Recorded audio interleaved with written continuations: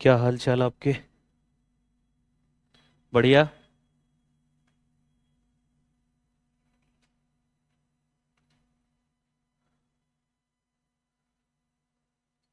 हाँ, ठीक है।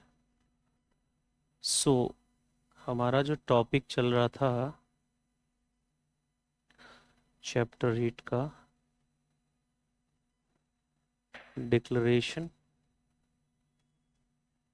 And payment of dividend, batch DI 3, DI 3 lecture 2। तो एक बार क्विक रिकैप कर लेते हैं और आज इसको हमें समाप्त कर देना है। इसको बाय बाय बोल देना है इस चैप्टर को, और ऐसा बाय बाय बोलना है कि एग्जाम में इसके क्वेश्चंस आने का वेट रहे। क्या रहे? वेट रहे कि हमें देखना है कि कौन सा क्वेश्चन पेपर में आएगा। और एग्जाम का मतलब है कि जब आपका एग्जाम तो होगा जनवरी में, ठीक, बट जो अभी मई अटेम्प्ट जो पेपर आएगा, मई में भी पेपर होगा, तो मैं चाहूंगा कि जब मई अटेम्प्ट के पेपर्स हो और जो जो चैप्टर्स आपने मुझसे कर लिए हैं, क्या वो क्वेश्चन सेकेंड्स में सॉल्व हो रहा है कि नहीं, मिनट्स में नहीं, किसमें? सेकेंड्स। सेकेंड्स कब से काउंट होंगे? क्वेश्चन पढ़ने के बाद से। ऐसा नहीं कहोगे सर तो पढ़ा गया नहीं, कैसे सॉल्व हो जाएगा? पढ़ने के बाद सेकंड काउंट होंगे। अगर तुमने क्वेश्चन पढ़ के 30 सेकेंड्स में फिगर आउट कर लिया कि क्या लगेगा, तो समझ लेना तुम राइट ट्रैक पे हो। किस पे हो? राइट ट्रैक पे हो। तो इस डायरेक्शन में आप सबको अपने आप को प्रिपेयर करना है। तो एक क्विक रिकैप करते हैं, उसके बाद इसका जितने Q&As हैं जो बचे हुए हैं वो सब कवर करके और इसको हम पैक कर देते हैं। मैंने आपको जब पढ़ाया था तो बोला था कि ये जो डिविडेंड का जो चैप्टर है बेसिकली, उसमें कुछ टॉपिक्स आपको पढ़ने थे। क्या क्या टॉपिक्स थे, याद आ रहा है क्या? क्या क्या टॉपिक्स पढ़े थे आपने? देखो, लास्ट क्लास में क्वेश्चंस भी थोड़े से किए थे हमने। हाँ जी, दिख रहा है क्या आपको? दिख रहा है ना? ठीक है, ये टॉपिक्स हमें पढ़ने थे। ठीक, पहले तो आपने जाना कि डिविडेंड कहते किसे हैं। कितने लोगों को याद है डिविडेंड कहते किसे हैं? According to section 2 clause 35 companies act ने डिविडेंड की बहुत ही सुंदर सी डेफिनेशन दी है, बहुत सिंपल सी। क्या बोला? डिविडेंड इंक्लूड्स, बस यहीं पे खामोश हो गया वो। ठीक, बट जनरल टर्म्स में डिविडेंड का क्या मतलब होता है? रिटर्न ऑन इन्वेस्टमेंट, सिंपल ही है। कितने टाइप्स के डिविडेंड होते हैं? एक। दूसरा, इंटरिम डिविडेंड कब डिक्लेयर होता है? और final dividend, right. Interim dividend कौन अनाउंस करता है? फाइनल डिविडेंड रिकमेंड कौन करता है? रिकमेंड, सिफारिश, जैसे चांद सिफारिश करता है ना, ऐसे यहां पे बोर्ड ऑफ डायरेक्टर सिफारिश कर रहा है डिविडेंड देने की। अप्रूव कौन करता है? Share holder. कौन सा डिविडेंड है जो रिवोक हो सकता है, कैंसिल हो सकता है? सारे शेयर होल्डर की कंसेंट से। कौन सा डिविडेंड जो रिवोक नहीं हो सकता? Dividend once declared becomes the liability for the company. Which kind of dividend? एक सबसे इंपॉर्टेंट क्वेश्चन है, ये आंसर जिसने दे दिया समझ लो उसका मजा आ गया। बोर्ड ऑफ डायरेक्टर ने रिकमेंड किया 10% डिविडेंड दे देना, फाइनल डिविडेंड। शेयर होल्डर कह रहे हैं 12% अप्रूव कर देते हैं। कर सकते हैं नहीं कर सकते? बोर्ड ऑफ डायरेक्टर ने रिकमेंड किया कि 15% डिविडेंड देना है, शेयर होल्डर कह रहे हैं 12% इनफ रहेगा। बताओ, क्या डिविडेंड जो रिकमेंड किया शेयर होल्डर उससे ज्यादा दे सकते हैं? कम कर सकते हैं? यस, कम कर सकते हैं, लेकिन ज्यादा, ज्यादा नहीं, ज्यादा नहीं, कम कर सकते हैं। यही एक सबसे सुंदर लाइन थी इसकी, सबसे most typical most important line यही थी। बाकी तो जनरलाइज थिंग्स हैं, ये स्पेशल पॉइंट है उसका। कौन सा? इंटरिम डिविडेंड और फाइनल डिविडेंड का। आई होप कि सब लोगों को तैयार हो गया होगा ये पूरा सेगमेंट, राइट? अब अगर आप लीगलिटीज में जब आप गए, तो मैंने बताया था लीगल प्रोविजन सेक्शन 123 से शुरू होगा और 127 पे ये खत्म हो जाएगा। तो 123 में किसकी बात की गई है? Declaration and payment of dividend. 124 में फिर क्या था? Unpaid dividend account. 125 में क्या था? Investor education protection fund. 126 में अबेंस इन पेंडिंग रजिस्ट्रेशन। कभी डिसाइड नहीं हुआ कि किसके नाम पे वो शेयर्स गए, शेयर ट्रांसफर करने की एप्लीकेशन गई हुई है लेकिन अभी ट्रांसफर हुए नहीं। मीनवाइल कंपनी ने डिविडेंड डिक्लेयर कर दिया तो किसको देना पड़ेगा? किसको दे कंपनी? महेंद्र सिंह धोनी के नाम पे शेयर था, धोनी मुझे शेयर ट्रांसफर कर दिया, लेकिन अभी 30 दिन का टाइम लगता है, लेकिन हुआ नहीं है, अभी धोनी के नाम पे ही है, तो कंपनी डिविडेंड किसको दे? महेंद्र सिंह धोनी को या मुझे? Very good. अगर ऑथराइज कर दिया है महेंद्र सिंह धोनी ने मुझे तो मुझे मिल जाएगा, अदरवाइज नहीं मिलेगा। समझ में आया इतनी बात? और सेक्शन 127 पनिशमेंट की बात करता है, याद आ रहा है? Punishment and penalties. डिविडेंड कितने दिन में देना होता है? 30 दिन। डिक्लेरेशन के कितने दिन के अंदर? 30 दिन के अंदर। अच्छा, अगर मैंने 30 दिन के अंदर डिविडेंड नहीं दिया तो कौन सा सेक्शन एप्लीकेबल हो जाएगा हमारे ऊपर? 127। तो सेक्शन 123 पढ़े थे हमने, फिर उसके बाद सीधा क्या कनेक्ट किया था उसको? सेक्शन 127। फिर उसके बाद हमने जर्नी स्टार्ट की थी। तो एक क्विक रिकैप जल्दी से लेते चलो। ये देखा भी आपने, dividend includes interim dividend also, ये लाइन पढ़ी हुई थी आपने, ठीक है। टाइप्स ऑफ डिविडेंड, फिर अभी आपने ये आंसर दिया, डिविडेंड और उसमें दोनों डिफरेंस देखा। फिर आपने डिविडेंड के सोर्सेस क्या क्या है, याद है? सोर्सेस बताओ। करंट ईयर प्रॉफिट्स दे दो, दूसरा ऑप्शन जिसको फ्री रिजर्व बोल दो, तीसरा ऑप्शन कॉम्बो, और लास्ट ऑप्शन। एक बात बताओ, ये बोर्ड ऑफ डायरेक्टर आपके पास आते हैं और पूछते हैं कि सर इस साल करंट ईयर में लॉस हो रहा है, क्या डिविडेंड दे सकते हैं? इनएडिक्वेट प्रॉफिट के केस में भी डिविडेंड दिया जा सकता है? Yes, subject to fulfilment of, हाथ आगे लाओ, जागो, कितना? 4 कंडीशंस। कंडीशन नंबर 1 क्या है? कितने एवरेज रेट ऑफ डिविडेंड कितने ज्यादा नहीं दे सकते?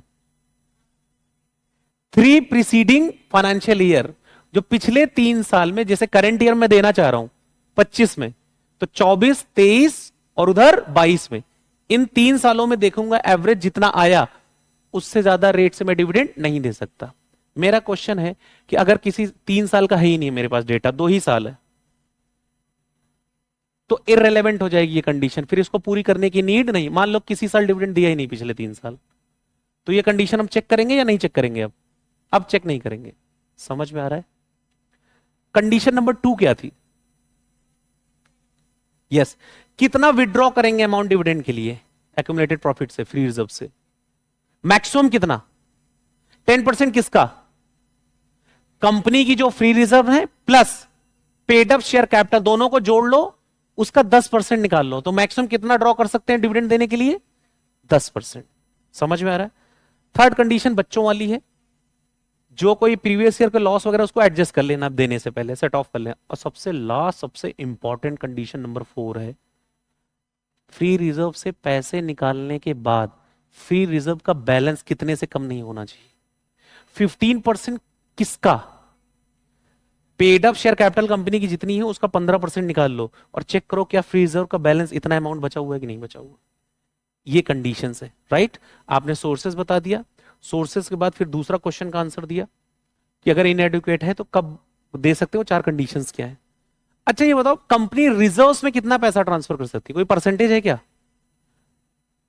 फ्री रिजर्व में कितना पैसा कंपनी ट्रांसफर कर सकती है? Discretion of the company. Company चाहती है कि नहीं करूं तो मत करो, कोई इशू नहीं। पॉइंट नंबर 3 आपने पढ़ लिया है। अच्छा मान लो सेंट्रल गवर्नमेंट है, उसने 100% शेयर्स ले रखे हैं किसी कंपनी में, मतलब वो 100% गवर्नमेंट कंपनी हो गई, तो क्या रूल 3 की कंडीशंस पूरी करनी पड़ेंगी इनको? एग्जेम्पशन है। डिविडेंड डिक्लेयर होने के कितने दिन के अंदर एक सेपरेट बैंक अकाउंट में वो पैसा जमा हो जाना चाहिए? 5 डेज के अंदर, शेड्यूल बैंक में, राइट? उसके बाद फिर आपने देखा था डिविडेंड पेबल किसको करना है और कैसे करना है, टू हुम एंड हाउ। पहले बताओ to whom, bro, B stands for banker, R stands for registration, O stands for or his order. कैसे डिविडेंड पे कर, फॉर्म्स क्या होंगे?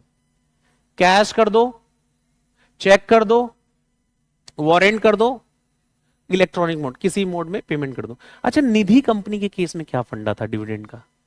30 दिन का क्या वो था फंडा? यस, 30 दिन में कोई कैश में लेने नहीं आया या निधि कंपनी में लेने नहीं आया डिविडेंड, तो 30 दिन के बाद वो पैसा कहां जमा हो जाएगा? उसने जो बैंक अकाउंट प्रोवाइड कर रखा है उसमें ट्रांसफर मार देना पैसा। निधि कंपनीज के केस में, निधि कंपनीज क्या होती है? Cultivating the habits of thrift and savings among the members, एक कंपनी बनाई जाती है जिसको निधि कंपनी बोलते हैं। किसको साफ साफ मना ही है कि भैया तुम डिविडेंड नहीं दे सकते? Section 8 company. और किसने डिफॉल्ट कर रखा हो किस चीज का? 7370, मतलब डिपॉजिट्स के प्रोविजन का डिफॉल्ट कर रखा है, तो आपको डिविडेंड देना अलाउड नहीं हो। ठीक है,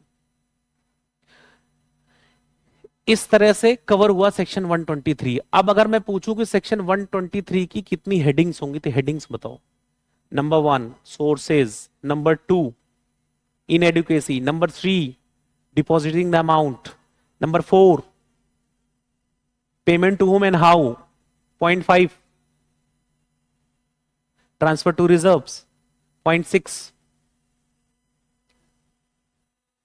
प्रोहिबिशन, और कुछ। कितने पॉइंट्स है? कितने पॉइंट्स हैं? क्या हो गया दिमाग में फिक्स? एकदम फिक्स, दिमाग में एकदम टैटू करा दूंगा, भूलना भूल जाओगे। फिक्स हो गया क्या? 6 पॉइंट। इसके अलावा सेक्शन 123 में और कुछ है ही नहीं लॉ के हिसाब। अब कोई लॉ बनाना चले जाए तो अलग बात है। मैंने बताया था ना, पेपर के बच्चे लॉ बनाने बैठ जाते हैं।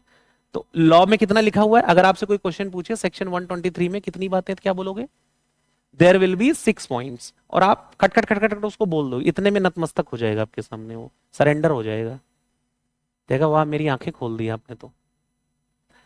अब इससे थोड़ा सा आगे चलते हैं। अब मुझे बताओ सेक्शन 123 के बाद हमें डायरेक्ट कौन सा सेक्शन पढ़ना चाहिए पहले कनेक्ट करने के लिए? क्यों पढ़ना चाहिए? कोई पूछे आपसे, कोई बोलेगा कि 124 क्यों नहीं पढ़ रहे हो, तो क्या बोलोगे उसको? यस, सेक्शन 123 थी declaration and payment of dividend की। सेक्शन 127 इसलिए इसके साथ कनेक्ट करते हैं क्योंकि वहां बताया गया डिविडेंड कितने दिन में देना है, कितने दिन के अंदर पे करना है। 30 डेज के अंदर अगर डिविडेंड मैंने पे नहीं किया तो सेक्शन 127 के कंप्लायंसेस लग जाएंगी, और उसमें फिर क्या होगा? सेक्शन 30 में पनिशमेंट होगी। पहले तो डायरेक्टर को बता दो कितनी पनिशेबल होगा। अप टू 2 इयर्स तक की जेल हो सकती है, प्लस 1000 रुपीज एवरी डे। जब तक वो डिफॉल्ट कंटिन्यू रहेगा इतनी पेनल्टीज लगती रहेंगी, राइट? अच्छा, कंपनीज को कैसे पनिश करेंगे? जेल में डाल के? फिर सिंपल इंटरेस्ट। और कितना लगा रहे हैं? वैसे नाम अच्छा है, नाम सिंपल, और इंटरेस्ट देखो 18%, बहुत सिंपल है। 18% लगा देंगे आपको जितना अमाउंट पे करना था और नहीं किया। लेट्स से कि एक कंपनी को पे करना था 10 करोड़ रुपए, डिविडेंड का अमाउंट था 10 करोड़ का, कंपनी ने पे नहीं किया, तो 10 करोड़ का 18% कितना हो गया?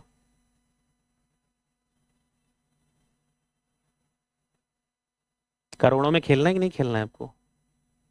नंबर्स में खेलना है ना? कितना होगा? 18 करोड़। अब ध्यान से देखना, यहां पे पर एनम लिखा हुआ है। मेरा क्वेश्चन है, पूरे साल का उससे 18% ले लेंगे या जब तक डिफॉल्ट कंटिन्यू था तो सिर्फ तब तक?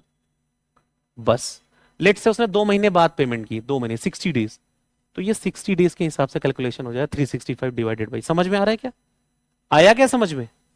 पक्का? तो देखो दोनों सेक्शंस लॉक हो गए। अब बहुत इंपॉर्टेंट बात आने वाली है, एक्सेप्शन टू सेक्शन 127 कि मतलब ये वो केसेस हैं जहां पे कंपनी ने डिविडेंड नहीं दिया, फिर भी वो सेक्शन 127 उसके ऊपर एप्लीकेबल नहीं होगा, मतलब वो बच जाएगी पनिशमेंट एंड पेनल्टी से। याद करो कौन कौन से केसेस हैं। क्वेश्चन समझ में आया? वो कौन कौन सी सिचुएशंस हैं जब कंपनीज एक्ट में डिविडेंड नहीं दिया कंपनी ने, फिर भी वो सेक्शन 127 के कंप्लायंसेस से बच जाएगी, पनिशमेंट एंड पेनल्टी से बच जाएंगे लोग।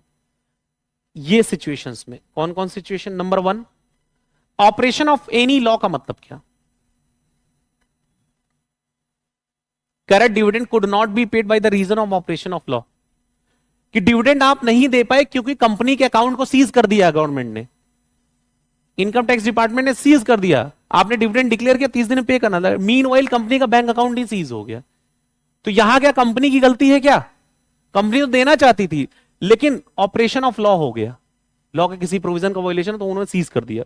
दूसरा, शेयर होल्डर ने डायरेक्शन दिया था कि मेरे इसी अकाउंट पे पैसे भेज देना पीएनबी के, मान लो पता चला वो पीएनबी का अकाउंट ही बंद था उसका, कंपनी ने डिविडेंड भेजा उसके में और रिवर्ट बैक आ गया वापस, और ये बात कंपनी ने किसको बता दी? Share holder. तब भी क्या यहां कंपनी की गलती है? केस 3, दोनों भाइयों में झगड़ा चल रहा है कि पापा के शेयर मेरे नाम पे होंगे, मम्मी समझा रही है लेकिन दोनों को झगड़ा चल रहा है। बड़ा भाई कह रहा मैं लूंगा, छोटा भाई कह रहा है मैं लूंगा, और उधर से कंपनी ऐसे देख रही है, किसी को देगी या किसी को नहीं देगी? तो नहीं देगी तो क्या इलीगल कंप्लायंस हुआ सेक्शन 127 का? क्या लग जाएगा इनके ऊपर पेनल्टी? नहीं लगेगी। क्यों? क्योंकि राइट टू रिसीव अभी इस्टेब्लिश नहीं हुआ। अच्छा ये बताओ, अगर कोर्ट ने डिसाइड कर दिया, कोर्ट में फाइनल हो गया कि इस पर्सन को डिविडेंड मिलेगा, तब क्या कंपनी को देना पड़ेगा? यस। और जब तक झगड़ा चल रहा है चलने दो, कंपनी के पहले तुम लोग समझ लो। लॉफुली एडजस्टेड का मतलब क्या? कंपनी की कोई पेंडिंग पेमेंट थी, लेट्स से कंपनी को कोई पेमेंट रिसीव करनी थी आपसे, कोई कॉल मनी थी जो आपको पे करनी थी अनपेड अमाउंट की, लेकिन आप पे नहीं कर रहे हो बहुत दिन से, तो अभी जो आपको डिविडेंड मिलने वाला उससे वो क्या करेगा? लॉफुली एडजस्ट कर लेगा। समझ में आया? और सबसे लास्ट वाला क्या है? एनी अदर रीजन जिसमें कंपनी की फॉल्ट नहीं है।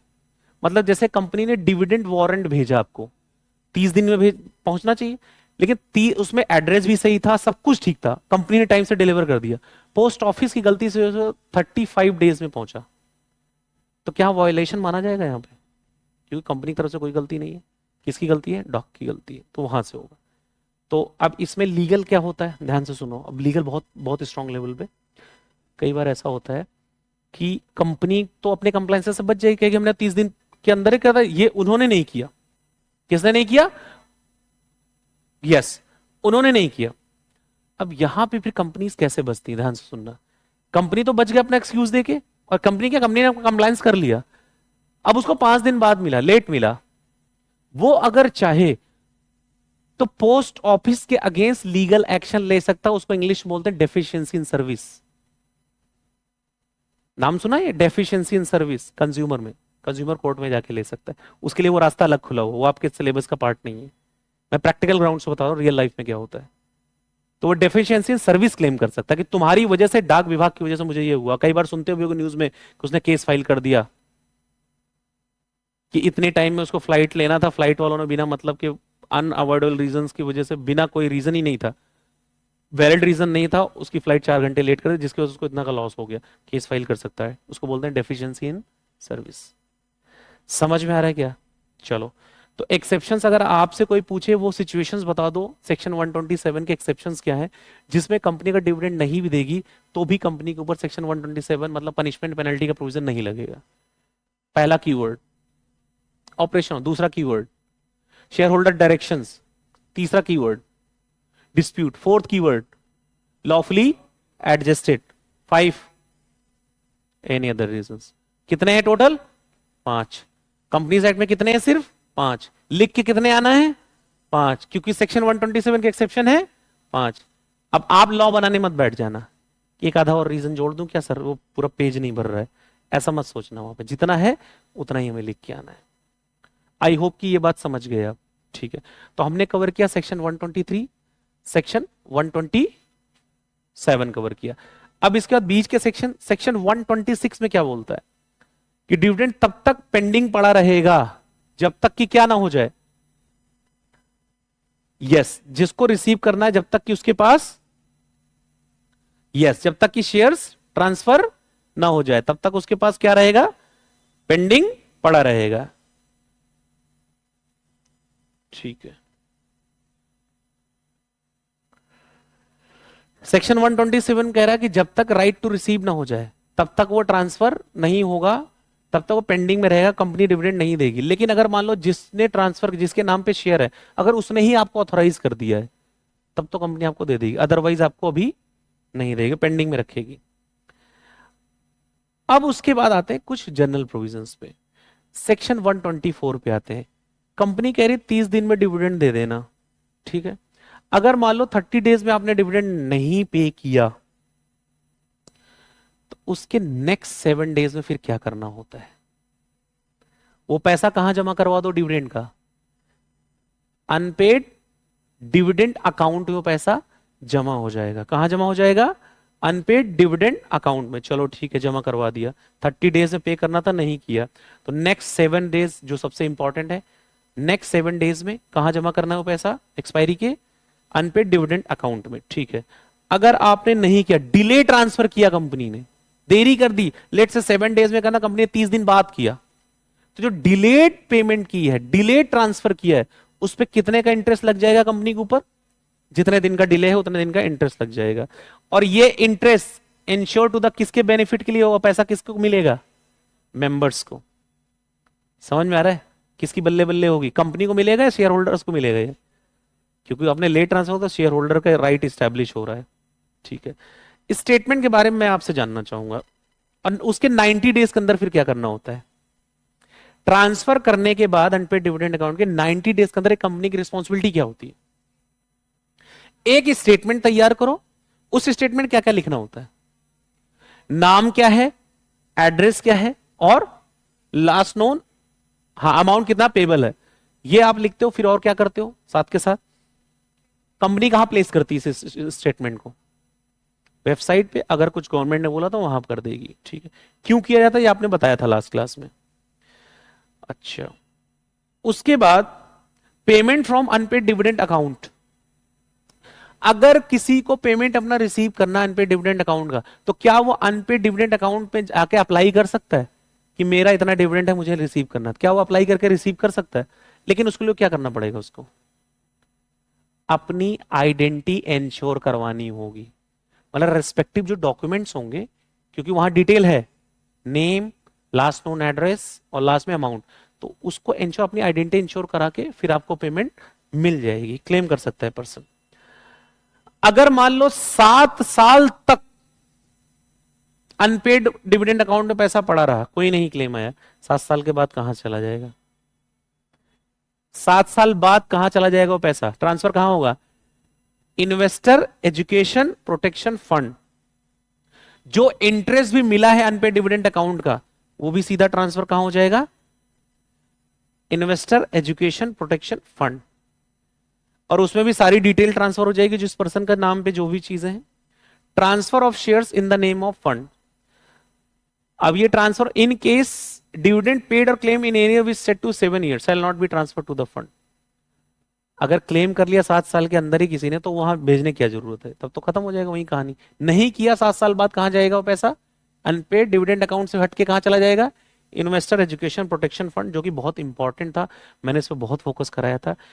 इन्वेस्टर एजुकेशन प्रोटेक्शन फंड में फंड्स कहां कहां से आते हैं और कहां यूज होते हैं? ये 2 क्वेश्चन होता है इसमें। फंड्स कहां से आएंगे और फंड्स कहां पे यूज किए जाएंगे? समझ में आ रहा है? फंड्स कहां से आते हैं इन्वेस्टर एजुकेशन फंड में, और फंड्स कहां यूज किए जाते हैं। सबसे ज्यादा क्वेश्चन पूछा जाता है यूटिलाइज कहां होता है। आईसीआई बहुत पूछता है क्वेश्चन, पिछले 4-5 अटेम्प्ट में नहीं पूछा है। होप सो कि आपके अटेम्प्ट में क्वेश्चन पूछ ले कि इन्वेस्टर एजुकेशन प्रोटेक्शन फंड का जो पैसा है वो कहां यूज होता है। पहले तो हमने देखा कि फंड्स में पैसा आएगा कहां से, कहां कहां से पैसा आता है। कोई कंपनीज एक्ट 1956 का जो इन्वेस्टर एजुकेशन प्रोटेक्शन फंड था, उसका बैलेंस जो अभी कंपनीज एक्ट 2013 के हिसाब से ट्रांजिशनल प्रोविजन यहां से आ गया। अनपेड डिविडेंड अकाउंट में जो पैसा पड़ा हुआ 7 साल बाद कहां चला जाएगा? आईपीओ, वहां से मिल गया। एप्लीकेशन मनी थी जो अभी शेयर होल्डर को रिफंड करना था, लेकिन रिफंड नहीं किया, तो 7 साल से अनपेड है, उसका इंटरेस्ट भी नहीं दिया, तो वो कहां ट्रांसफर हो जाएगा वो पैसा? इन्वेस्टर एजुकेशन प्रोटेक्शन फंड में। मेच्योर डिपॉजिट्स हैं, मेच्योर्ड हो चुके हैं, 7 साल हो गया और उस पर इंटरेस्ट भी है, लेकिन कोई क्लेम करने नहीं या दिया नहीं, तो कंपनी कहां ट्रांसफर कर देगी? Investor education. सब में 7 साल आ रहा है, ध्यान रखना। मेच्योर डिवेंचर है, 7 साल से इंटरेस्ट है, कोई रिसीव करने आ ही नहीं रहा है, कहां ट्रांसफर हो जाएगा 7 साल बाद? रिडेंशन प्रेफरेंस शेयर रिडीम हो गया, कोई लेने ही नहीं आ रहा है, 7 साल बाद कहां चला जाएगा? गवर्नमेंट से कोई ग्रांट मिल रही है, हेल्प मिल रही है। Donation, do for nation, donation, central government state government से अगर कुछ मिल रहा है, तो वो पैसा कहां जमा हो जाएगा? इन्वेस्टर एजुकेशन फंड का पैसा कहीं इन्वेस्ट हुआ है, उससे रिटर्न ऑन इन्वेस्टमेंट आ रहा है, वो भी पैसा कहां जमा हो जाएगा? आईईपीएफ में। कोई सेल प्रोसीड्स हो रही है एमलगमेशन मर्जर की वजह से, 7 साल तक पेमेंट नहीं, वो पैसा कहां चला जाएगा? मैंने सबसे ज्यादा फोकस इसी पॉइंट पे किया था। अगर कोई अमाउंट रिसीव होता है थ्रू डिसगॉर्जमेंट और डिस्पोजल ऑफ, डिसगॉर्जमेंट मतलब फ्रॉड करके फिक्टिशियस नेम में वो पैसा पब्लिक से ले लिया आपने, तो वो पैसा जो फ्रॉड करके लिया है वो पैसा government for the time being किस में जमा कर देगी? इन्वेस्टर एजुकेशन प्रोटेक्शन में। क्यों जमा कर देगी? वो यूटिलाइजेशन में भी पता चलेगा। समझ में आ रहा है? तो ये समझ में आ गया इन्वेस्टर एजुकेशन प्रोटेक्शन फंड में पैसा कहां कहां से आएगा। दूसरा क्वेश्चन है जो कि सबसे इंपॉर्टेंट क्वेश्चन है, इन्वेस्टर एजुकेशन प्रोटेक्शन फंड में बहुत इंपॉर्टेंट क्वेश्चन, ये पैसा यूज कहां होगा? इस पैसे को हम यूज कहां करें? सबसे पहले प्रमोट करने के लिए। क्या प्रमोट करने के लिए? Promotion of awareness among investors. Investors को अवेयर करने के लिए जो सेबी इतना एड्स चला रहा है सब्जेक्ट टू मार्केट रिस्क, ये सब पैसा कहां से आ रहा है? ऐड चलवाने के वो फ्री में चला रहे हैं चैनल्स, पैसा लेते हैं, तो वो कहां से यूज हो रहा है? Investor education. किसके प्रमोशन के लिए? अवेयरनेस फैलाने के लिए, जागो ग्राहक जागो, इन्वेस्टर्स के लिए। दूसरा, एजुकेट करने के लिए इन्वेस्टर्स को, प्रोग्राम्स वगैरह करा रहा है। प्रोटेक्ट कर रहा है किसको? इंटरेस्ट ऑफ इन्वेस्टर्स को।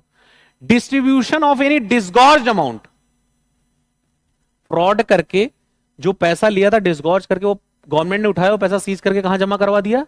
इन्वेस्टर एजुकेशन प्रोटेक्शन फंड में। अब जो जेन्युइन पर्सन है जिनका वो पैसा था वो क्लेम कहां से कर सकते हैं?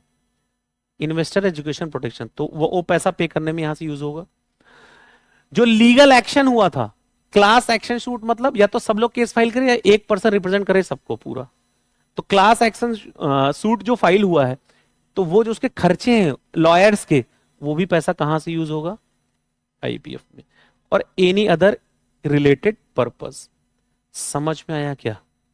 मैं बार बार यही क्वेश्चन पूछूंगा आपको, इन्वेस्टर एजुकेशन प्रोटेक्शन फंड का पैसा यूटिलाइज कहां कहां होता है? हर पर्सन एक एक पॉइंट बताएगा, कोई भी एक पॉइंट।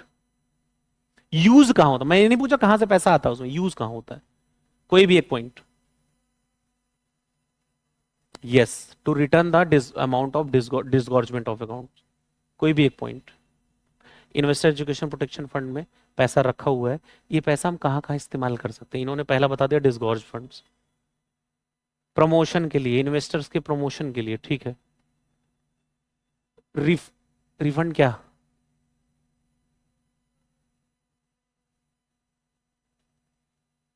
हम्म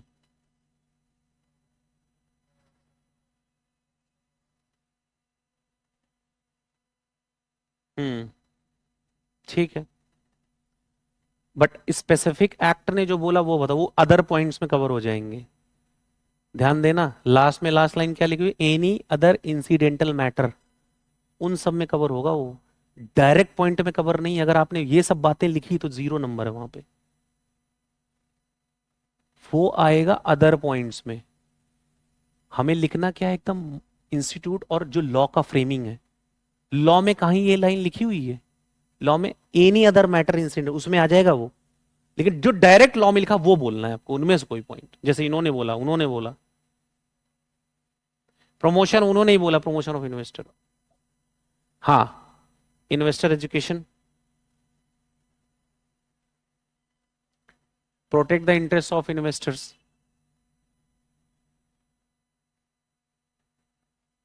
कोई नहीं, try try but don't cry. सोचो, बहुत इंपॉर्टेंट को, इसीलिए मैं इस पे फोकस कर रहा हूं बहुत ज्यादा, क्योंकि पेपर में आ गया तो मुस्कुराहट आएगी चेहरे पे आपकी कि लाओ लिख देता हूं सेकंड्स में। दोनों हॉट टॉपिक हैं इस चैप्टर के। पहला एक्सेप्शन टू सेक्शन 127 और दूसरा ये, मतलब most demanded question, ICI choice. और इंपॉर्टेंट और इसलिए हो जा रहा क्योंकि 2-3 अटेम्प्ट से पूछ भी नहीं रहा है। अगर मई सितंबर में नहीं पूछा तो तैयार हो होके बैठे रहना, तुम्हारे लिए परोसा जाएगा गर्मा गर्म ये क्वेश्चन, और तुम छाप के आओगे पेपर में। लिख के नहीं आओगे, लिखने के नंबर मिलते हैं और छापने के इतिहास बन जाता है क्या? तभी तो आवाज दी जाएगी आपको स्टेज पे। I would like to call upon the stage the best paper award winner. India में इनसे बड़ा विद्वान नहीं है इस सब्जेक्ट का, सबसे ज्यादा नंबर पूरे India, the best paper award winner. आपको पता है बेस्ट पेपर अवार्ड विनर भी होते हैं? एक तो है जैसे आपने रैंक मार दी, एक तो रैंक होल्डर बन के आपने रिजल्ट दे दिया, रैंक होल्डर, ये तो सुना है। एक होता है कि उस सब्जेक्ट में इंडिया के सबसे विद्वान हो तुम, मतलब कि जैसे तुमने लॉ में मार दिया 95 या 90, तो तुम्हें अलग से अवार्ड इंस्टीट्यूट देगा, बेस्ट पेपर अवार्ड विनर, कि मतलब इस सब्जेक्ट में इंडिया में जितने भी सीए स्टूडेंट हैं सबसे बड़ा विद्वान यही है मैडम या सर जो भी है, तो उसके लिए भी इनाम मिलता है। समझ में आ रहा? तो दोनों फायदे हैं, उधर रैंक भी है और इधर बेस्ट पेपर। मैं चाहूंगा कि अगर पहले तो रैंक मार दो, रैंक की तैयारी करो, रैंक ना सब्जेक्ट को अच्छे से पढ़ो, रैंक आ जाएगी। और नहीं, रिजल्ट क्लियर हो ठीक है, लेकिन जिस सब्जेक्ट में मोहब्बत हो गई, दीवानगी हो गई, चाहत हो गई, दुनिया भुला दो। मतलब उसमें ही नंबर लिखे हो, पता चला 3-3 सब्जेक्ट में बेस्ट पेपर अवार्ड विनर बैठे हो इंडिया के, मतलब इंडिया में उससे ज्यादा नंबर आपसे किसी के है ही नहीं उस सब्जेक्ट में, तो ये भी तो एक अचीवमेंट है। सर्टिफिकेट आता है प्रॉपर, बुलाया जाता है बड़ा सम्मान से। तो दोनों ऑप्शन है। कई बच्चे आते हैं मुझसे पूछते हैं कि सर मेरा ना ये चीज़ है इस सब्जेक्ट में, तो मेरा ये हो जाएगा वो हो जाएगा, तो मैं उनको कहता हूँ एक्सक्यूजेस छोड़ो, तुम बेस्ट पेपर अवार्ड विनर की तैयारी करो। पूछता हूँ फिर कि कौन सब्जेक्ट बड़ा इंटरेस्टिंग, कह रहा है सर ये तो मैं जान लगा दूंगा इसको। तो मैंने कहा जान लगा दो या जाने दो, तो जान लगाना है तो इसमें एफर्ट डाल दो, बढ़िया नंबर मिल जाएंगे आपको, बट एफर्ट्स करो, रिजल्ट बहुत अच्छा आएगा। तो दोनों ऑप्शन है। ये हॉट टॉपिक है और हॉट डिमांडिंग क्वेश्चन है जो मैंने बताया अभी आपको। एक बार स्क्रीन पे देखो, क्विक रिकैप ले लो दोबारा से, लास्ट टाइम पॉइंट्स कितने ये भी देख लेना, 1 2 3 4 5 6। These are the general point. जो ऊपर वाले पॉइंट्स है ना, ये जनरल पॉइंट्स हैं, कि मतलब ये तो डीम्ड है, ये तो एज्यूम किया है, जनरल पॉइंट्स है। ये सब स्पेशल पॉइंट्स हैं। सर क्या पेपर हमें पॉइंट ए नहीं लिखना है? लिखना है भैया, वो भी लिखना है, लेकिन जब चेकिंग होगी तो ये पॉइंट्स भी बहुत ध्यान से चेक होंगे। तो कितने पॉइंट्स हैं? 6 है, और ये तो एक तो अदर पर्पस लिख दिया गया, एनी अदर इंसिडेंटल मतलब। तो टोटल पॉइंट्स कितने हैं? 7। नंबर ही डेंजरस है अपने में। नंबर 7 कितने पॉइंट्स है? 7, नंबर 7। याद आ रहा होगा किसी की जर्सी, CR7, जर्सी नंबर 7। यहां क्या 7 है? यूटिलाइजेशन ऑफ फंड्स के 7 वेज हैं, 7 तरह से यूज कर सकते हैं। ठीक है, 7 का 7 है तो बहुत अच्छा होगा। आ जाओ, फिर हमने कुछ जनरल पॉइंट्स इसके पढ़े थे और कुछ स्पेसिफिक पढ़े थे। लेट्स से एक बार देख लेता हूं कि कितना जहन में है चीजें और कितनी भागदौड़ वाली लाइफ में भूल गए हो ये चीजें। सबसे पहला, क्लेम फॉर द फंड्स। मेरा क्वेश्चन है कि किसी का पैसा इन्वेस्टर एजुकेशन प्रोटेक्शन फंड में पड़ा हुआ है, तो क्या वो वहां जाके क्लेम कर सकता है? जैसे अनपेड डिविडेंड अकाउंट में जाके क्लेम कर सकता 7 साल तक। 7 साल के बाद अगर किसी को क्लेम कर, लेट से 9th ईयर 8th ईयर, तो वो कहां से क्लेम करेगा? वाह, मजा आ गया। कहां से क्लेम करेगा? 7 साल तक कहां पे क्लेम कर सकता है? अनपेड डिविडेंड अकाउंट से जाके। 7 साल के बाद बस यही यहां कह रहा है। अच्छा ये बताओ, सीजी जो है इस इन्वेस्टर एजुकेशन प्रोटेक्शन फंड को बनाने के लिए कुछ ऑफिसर्स को असाइन करेगी। पहले उसमें कौन कौन होता है? चेयरमैन तो होगा ही होगा, अदर मेंबर्स कितने से ज्यादा नहीं होने चाहिए? 7, अगेन 7, और एक क्या होगा उसमें? सीईओ। ऑब्जेक्टिव क्वेश्चन बन सकता है, ध्यान रखना। तो सेंट्रल गवर्नमेंट ये जो फंड को मॉनिटर करने के लिए अथॉरिटी बनाएगी, उस अथॉरिटी में कितने लोग आएंगे? एक तो chairman, other member not exceeding 7, और लास्ट में एक पॉइंट और, सीईओ। ठीक है, अब ये फंड्स को एडमिनिस्टर करेंगे। कह रहा administer the fund and maintain separate account related to fund. Funds को एडमिनिस्टर करेंगे, चेक करेंगे और अकाउंट्स मेंटेन करेंगे। और ये जो अकाउंट्स और रिकॉर्ड्स जो ये मेंटेन करेंगे, वो क्या किस फॉर्म में? जैसे सीजी बोलता है, CG after consultation with CAG, competent authority है, चेक कर सकते हैं। क्वेश्चन आता है ऑडिट कौन करेगा इस अकाउंट्स की? सीएजी। ऑडिट रिपोर्ट किसको भेजेंगे ये? क्वेश्चन है इन्वेस्टर एजुकेशन प्रोटेक्शन फंड की ऑडिट कौन करता है? सीएजी। ऑडिट रिपोर्ट, ऑडिट करने के बाद ऑडिट रिपोर्ट ये अपनी किसको सबमिट करेंगे? सेंट्रल गवर्नमेंट को। ठीक, किसको करेंगे? सेंट्रल गवर्नमेंट को। ये रिपोर्ट मंथली, हाफ ईयरली या एनुअली होती है, ये याद रखना है, एनुअली। ठीक, अब उसके बाद एनुअल रिपोर्ट एंड एक्टिविटीज, जो अथॉरिटी है, अथॉरिटी मतलब वो फंड वाली, जो 3 लोग थे, कह रहा अथॉरिटी शैल प्रिपेयर है एनुअल रिपोर्ट। वो अथॉरिटी की ड्यूटी एनुअल रिपोर्ट, ऑडिट ये करेंगे, एनुअल रिपोर्ट वो तैयार करेंगे। The annual report shell give full activities during, annual report पूरा चिट्ठा होगा कि इस साल इन्वेस्टर एजुकेशन प्रोटेक्शन फंड में क्या क्या पैसा यूज हुआ, क्या क्या यूज हुआ, क्या क्या काम किया, पूरी एक्टिविटीज। इसकी जो एनुअल रिपोर्ट है, अगेन ये अथॉरिटी किसको भेजेगी? सीजी को। There is 2 things, one is audit report and the second one is annual report. Audit report is send to whom and by whom? Yes, annually. And authority क्या send करेगी? Annual report किसको भेजेगी? Again central government. अब ये annual report और audit report, ये दोनों central government कहां रख देगी? ईच हाउसेज ऑफ पार्लियामेंट, मतलब लोकसभा और राज्यसभा दोनों के सामने ये रख देगी। अभी रखा जा रहा है, रखने फिर उस पर बहस होगी।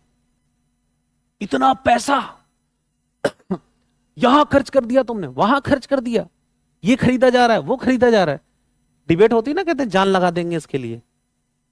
पार्लियामेंट में यही सब चलता है लास्ट में। तो ये this is all about the sections. अब मैं स्क्रीन पे लाता हूं स्टार्टिंग के पूरे सेक्शंस को। हाँ, क्या सेक्शन देख के सारी बातें याद आ रही कि नहीं? जरा देखो, यहां देख के अब सारी बातें आपको याद आ रही है नहीं आ रही, पहले ये बता दो। यहां पे अगर ये देख के सारी बातें रियलाइज हो रही हैं तो समझ लेना इतिहास बनाने के लिए तुम तैयार हो। इतिहास बनाने के लिए तैयार हो। पागल इतिहास रचते हैं और समझदार लोग इतिहास पढ़ते हैं। ठीक है, तो मोनोमैनिकल मैडनेस होनी चाहिए आपके अंदर। क्या क्या वर्ड बोला मैंने? बहुत ब्यूटीफुल डिक्शनरी का वर्ड मुझे लगता है, मोनोमैनिकल मैडनेस। बोलो एक बार, मोनोमैनिकल मैडनेस। इसका मतलब होता है किसी एक टारगेट के लिए एकदम उन्मादी हो जाओ, दीवाने हो जाओ कि ये काम करना ही करना है। इससे डेंजरस बंदा नहीं होता। जैसे उसने टारगेट बना लिया कि इसको मैं परफेक्शन तक ले जाऊंगा, तो वो मोनोमैनिकल मैडनेस है, रिकॉर्ड बना देगा ऐसा बंदा। तो सेक्शन 123 स्क्रीन पे देख के अब कितने लोगों को पूरे पॉइंट्स दिख रहे हैं? मैं यहां लिखूंगा, आप बोलोगे। टोटल पॉइंट्स कितने हैं इसमें? 6 पॉइंट्स। पूरा चैप्टर देखो, स्क्रीन पे दिखेगा वो आपको। अनपेड डिविडेंड अकाउंट, की पॉइंट्स आप बोलोगे, मैं बस यहां लिखता जाऊंगा। अनपेड डिविडेंड अकाउंट में कितने दिन में पैसा ट्रांसफर होता है? यस। कितने साल तक रहता है? अगर लेट कर दिया तो इंटरेस्ट कितना जाएगा? ठीक, कोई क्लेम कर सकता है क्या? यस। कितने साल के अंदर? स्टेटमेंट नाम की कोई चिड़िया है क्या? स्टेटमेंट कितने दिन में? मेन क्वेश्चन, स्टेटमेंट में लिखा क्या होता है? This is the main points, keywords यही है मेन इसके। चलो, इन्वेस्टर एजुकेशन प्रोटेक्शन फंड में 7 साल के बाद पैसा चला जाता है। ठीक, उसका जो इंटरेस्ट है वो भी चला जाता है। ठीक है, इन्वेस्टर एजुकेशन फंड में एक अथॉरिटीज होती है जो इसको मैनेज करती है। उस अथॉरिटी में कौन कौन आएगा? चेयरमैन, चेयरपर्सन और other not exceeding 7 plus CEO, ये 3 लोग आएंगे। सीएमसी, ठीक है। ये जो 3 लोग हैं, इसको कलेक्टिवली अथॉरिटी बोला जाता है।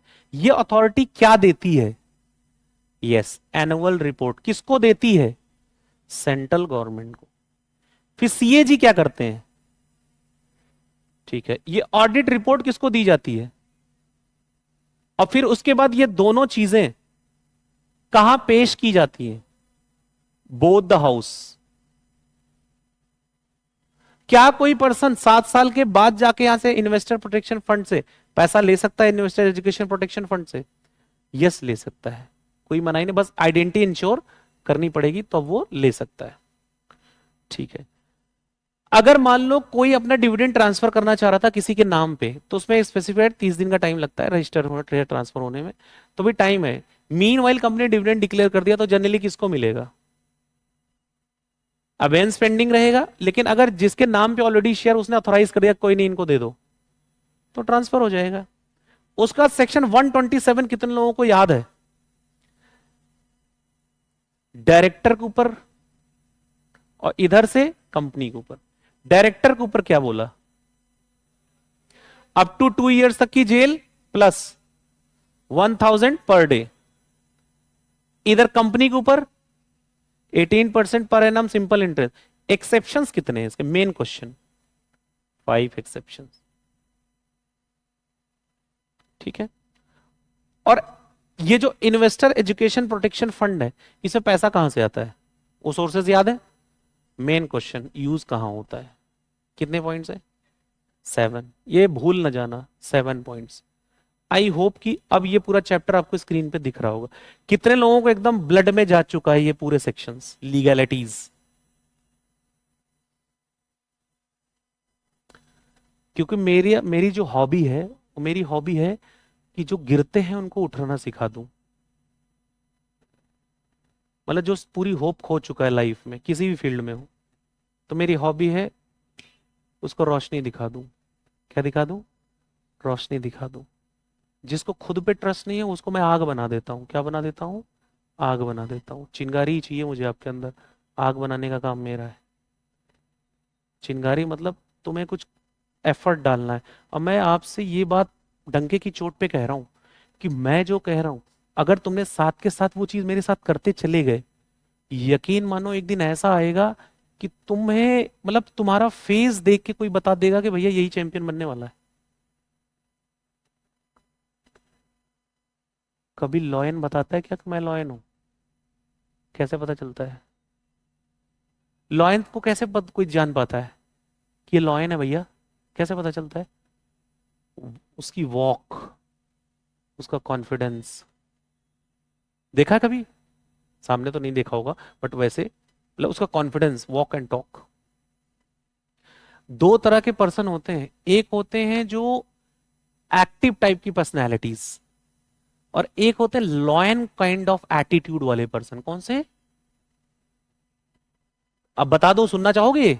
दो ही टाइप के पर्सन होते हैं इस धरती पे। एक होते हैं जो एक्टिव पर्सन होते हैं, मतलब वो हमेशा काम करते हैं, डेली करते हैं। एक ऐसे प्रकृति के लोग हैं जो बड़े आलसी होते हैं, लॉयन की तरह। एक बच्चा कह रहा है सर लॉयन आलसी होता है? हाँ होता है। थोड़ा उसके बारे में जानने की कोशिश करोगे तो बहुत आलसी होता है। खाना खाने के बाद उसको सिर्फ रेस्ट चाहिए, नींद चाहिए, और कुछ नहीं, बहुत सोता है। लॉयन टाइप की पर्सनालिटी वाले बंदे ऐसे होते हैं कि वो या तो वो काम करते ही नहीं है, पड़े रहते हैं ऐसे रिलैक्स मोड में। लेकिन जिस दिन उनका मीटर डाउन स्टार्ट होता है, जिस दिन उनको भूख लगती है, जिस दिन उनको भूख लगती है, पूरे जंगल को बर्बाद कर देते हैं। मतलब तबाही लेके आ जाता है वो। ये लॉयन काइंड ऑफ एटीट्यूड है कि मतलब या तो मैं पढ़ूंगा ही नहीं, और जब पढ़ने बैठूंगा तो लॉयन की तरह इतना भूखा रहूंगा कि पूरी बुक खा जाऊंगा, सारे प्रोविजन चबा जाऊंगा, रैंक होल्डर बन जाऊंगा। देखा होगा आपने, ऐसे बंदे होते हैं। नहीं देखा अब तक? अब तक देखा है आपने कि ऐसे देखने लगा रहे ये क्या है, तो घूम रहा है, पता चला भैया वो रैंक होल्डर बन रहा है। That is a lion kind of attitude. अपनी एफिशिएंसी पावर, क्योंकि स्टोरी एनर्जी स्टोरिंग मोड में होते हैं। और एक दूसरे होते हैं कंसिस्टेंट बंदे। कौन से? बट जो लॉयन काइंड ऑफ एटीट्यूड वाले बंदे हैं उनको ना, क्योंकि टाइम कम होता है, तो बहुत ज्यादा स्ट्रेस टेंशन भी लेनी पड़ती है, लास्ट में मेहनत ज्यादा करनी पड़ती है। लेकिन जो कंसिस्टेंट होते हैं, थोड़ा थोड़ा थोड़ा थोड़ा, बिना स्ट्रेस के ही रैंक होल्डर बन जाते हैं। जैसे अगर मान लो ये बोतल है, इसमें जल तत्व है, वाटर। अगर इस वाटर को अगर किसी पत्थर पे ऐसे फेंक दूं तो कुछ नहीं होगा, पत्थर टूट जाएगा क्या? लेकिन अगर इसी वाटर की बूंद बूंद, पानी की बूंद बूंद उस वाटर की गिरती रहे गिरती रहे गिरती रहे, तो क्या शिला में भी छेद हो जाएगा कि नहीं? पत्थर में छेद हो जाएगा कि नहीं हो जाएगा? पहाड़ों पे एग्जांपल है, देख लेना जाके। इसको बोलते हैं पावर ऑफ कंसिस्टेंसी। भगवान कृष्ण भगवत गीता में एक बात बोल रहे हैं, सततम कीर्तयन्तो। सततम, सततम मतलब कंसिस्टेंट। अर्जुन को बोल रहे हैं सततम, कि अर्जुन सततम मतलब कंसिस्टेंट रहो तुम बस। दुर्योधन सो रहा था, युधिष्ठिर ट्रेन कर रहे थे सबको। क्या युधिष्ठिर सिर्फ अर्जुन को ही ट्रेन कर रहे थे? कार्यशाला में सबको कर रहे थे। अर्जुन वॉरियर इसलिए बना क्योंकि सततम, दिन तो प्रैक्टिस था ही, रात में 1-1.5 घंटे और अलग से प्रैक्टिस, वर्णन मिलता है शास्त्रों में। उसको बोलते हैं एक्स्ट्रॉर्डिनरी स्किल्स। ऑर्डिनरी तो सब कर रहे थे, उसने क्या किया? थोड़ा सा एक्स्ट्रॉर्डिनरी, इसीलिए बना ना। सततम तुम प्रैक्टिस करोगे, अगर तुम्हारे सामने गुरु भी नहीं है तो उनका फोटो लगा के तुम रैंक होल्डर बन सकते हो। एकलव्य। बट सततम, कंसिस्टेंट, फेथ, डिवोशन, ऐसे बुक्स में। किताबें आपसे बात करती हैं, पता नहीं आपने किया, मैंने लाइफ में बहुत किया किताबों से बात। और मेरा सबसे बेस्ट फ्रेंड अगर कोई रहा है, मतलब ह्यूमन बींग्स को छोड़ के, बुक्स रही। इन्होंने मुझे कभी धोखा नहीं दिया, मेरी हेल्प की हमेशा। और इतना पैसा बरसाया इसने कि मतलब मना करना पड़ जाता है कि मेरे पास टाइम ही नहीं है, मना करना पड़ जाता है। असाइनमेंट लेने को मना कर देता हूं। Credit goes to books. किताबें आपसे बात करना चाहती, लेकिन आप तो कहीं और बात कर रहे होते हो। किताबें कहती थोड़ा हमसे भी कर लो बातें, तुम कहते हो क्या है, तुम रखे रहो। अब किताबें बोलती हैं कि मुझसे बात करो, तुम्हारी जिंदगी संवर जाएगी। क्या हो जाएगी? संवर जाएगी। लेकिन तुम बिखरने के लिए तैयार हो। जिस टाइम में आपको बुक्स के पीछे भागना था, उस टाइम किसी और के पीछे भाग रहे हो। बुक्स वाली तो गारंटी है, और ज्यादा दिन का काम है नहीं, बस 2 साल, 2 से 3 साल मेहनत है, उसके बाद पैसा बरसेगा और हर चीज वो मिलेगी जो आप चाहोगे।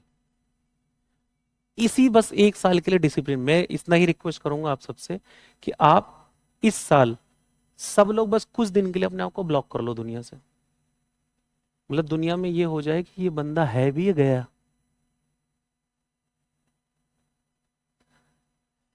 जैसे तुम्हें मिलावटी चीजें पसंद नहीं है, ऐसे आईसीआई को मिलावट वाली तैयारी पसंद नहीं है।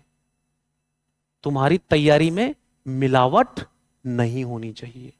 मतलब अगर एक एक प्रोविजन हम पढ़ रहे हैं तो दिल से पढ़ना है, उसको ऐसा पढ़ना है कि भैया ये मैं अपने क्लाइंट्स की हेल्प करने के लिए पढ़ रहा हूं, सोशल कॉज के लिए पढ़ रहा हूं। मैं पैसा पीछे भागेगा वो अलग बात है, लेकिन मैं किस लिए पढ़ रहा हूं? कल को आपका कोई क्लाइंट है जिसका इन्वेस्टर एजुकेशन प्रोटेक्शन फंड में पैसा फंसा हुआ है, वो आपसे आके रिक्वेस्ट करेगा कि मैम प्लीज मुझे एडवाइस करें, या सर मुझे एडवाइस करें, मेरा इन्वेस्टर एजुकेशन प्रोटेक्शन फंड में मैंने डिविडेंड क्लेम नहीं किया, मैं कहीं बिजी हो गया था, मैं इंडिया से बाहर चला गया था, तो क्या आप मेरी हेल्प करो? तो क्या उस समय ये बोलोगे कि मैंने तो सेक्शन 125 पढ़ा ही नहीं था उसमें?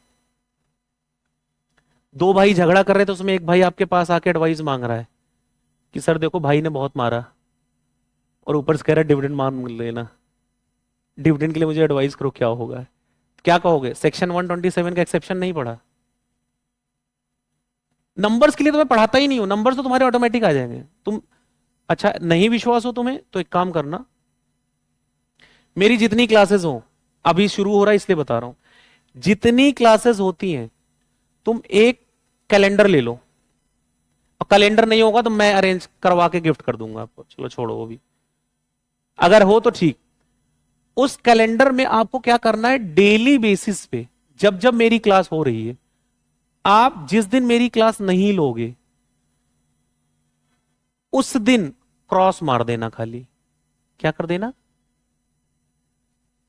आपकी ऑडिट रिपोर्ट सामने होगी। अगर मान लो मेरी, लेट्स एग्जांपल के लिए, अगर मेरी 70 क्लासेस हुई हैं, तो 70 क्लासेस में जिस स्टूडेंट ने 70 क्लासेस में से 60 क्लास कर ली मेरी, कितनी, और ये जो 10 क्लास है ये मान लो ऑनलाइन कर ली, लाइव कर ली, कभी ऐसा सिचुएशन फंस गए, बेड रेस्ट पे हो या तबीयत खराब है, बट बैकअप कर लिया आपने, 70 मार्क्स आपके मिनिमम होंगे। मिनिमम 70 होंगे अगर आपने शिद्दत से कर ली, जैसे मैं बोल रहा हूं। हो सकता है आप में से बैठा हुआ कोई पर्सन या कई लोग इतना अच्छा स्कोर करें कि इंडिया में उनका नाम चमके। सोना चमकता है तपने के बाद, हीरा दर्द से गुजरता है, शाइनिंग आती है ना डायमंड पॉलिशिंग के बाद। तो अभी तुम लोग को भी अपने आप को पॉलिश करना है, कट करना है। बहुत सारी चीजें आएंगी अभी, कई बार डेविएशंस आएंगे आपको, जैसे कुछ मिल जाएंगे, कुछ लोग भटकाने वाले, तबाह करने वाले लोग आएंगे। वो आपसे कहेंगे यार ये कल कर लियो, परसों कर लियो, पढ़ लियो, फिर वो डाइवर्ट करेंगे। वहां आपको बचना है बस थोड़ा सा। 6 महीने अपने आप को बस होल्ड कर लो किसी भी तरीके से। जो भी चीजें जो बहुत इंपॉर्टेंट चीजें वो सेगमेंट ज्वाइन करो। अच्छा मैंने एक चीज और देखा, जब हम कम प्रोग्राम्स अटेंड करते हैं रिलेटिव्स में, हमारी इज्जत और बढ़ती है। जैसे मैं आज अपने मामा के यहाँ, जब भी 2-3 दिन शादी थी, तो मैं मामा के यहाँ गया था 5 साल बाद। कितने बाद? 5 years के बाद। कितने साल के बाद? 5 years के बाद। आप बिलीव नहीं करोगे, वहां पे अगर 500 लोग थे, जब मैं गाड़ी से उतरा, मेरे जो बॉडीगार्ड्स थे और सारे लोग, पूरे प्रोफेशनली जाता हूँ ना सारा, वो रूप दूसरा होता है। उसमें से कम 200 लोगों ने यही पूछा कि सर आपने खाना खा लिया कि नहीं खाया।